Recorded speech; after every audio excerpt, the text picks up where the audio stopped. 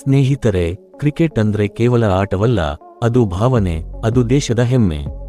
ಮತ್ತು ಆ ಹೆಮ್ಮೆಯ ಹೆಸರೇ ವಿರಾಟ್ ಕೊಹ್ಲಿ. ಸ್ನೇಹಿತರೆ, ವಿಜಯ್ ಹಜಾರೆ ಟ್ರೋಫಿ 2025-26ರಲ್ಲಿ ಆರಂಭದಲ್ಲಿ ಕೇವಲ 2 ಪಂದ್ಯಗಳಿಗಷ್ಟೇ ಆಡ್ತಾರೆ ಅನ್ನೋ ಮಾತು ಹೊರಬಂದಿತ್ತು. ಆದರೆ ಆ 2 ಪಂದ್ಯಗಳಲ್ಲಿ ಕೊಹ್ಲಿ ತೋರಿಸಿದ ಪ್ರದರ್ಶನ ಟೀಕೆಗಾರರಿಗೆ ನೇರ ಉತ್ತರ. ಮೊದಲ ಪಂದ್ಯದಲ್ಲಿ ಅದ್ಭುತ 131 ರನ್, ಎರಡನೇ ಪಂದ್ಯದಲ್ಲಿ ಭರ್ಜರಿ 77. ಆದ್ರೆ ಈಗ ಇನ್ನೂ ದೊಡ್ಡ ಸುದ್ದಿ. ನ್ಯೂಜಿಲ್ಯಾಂಡ್ ಓಡಿ ಸರಣಿಗೂ ಮುನ್ನ 6 ಜನವರಿ ರಂದು ರೈಲ್ವೇಸ್ ವಿರುದ್ಧ ಮತ್ತೊಮ್ಮೆ ಕಣಕ್ಕಿಳಿಯುತ್ತಿದ್ದಾರೆ ಕಿಂಗ್ ಕೊಹ್ಲಿ.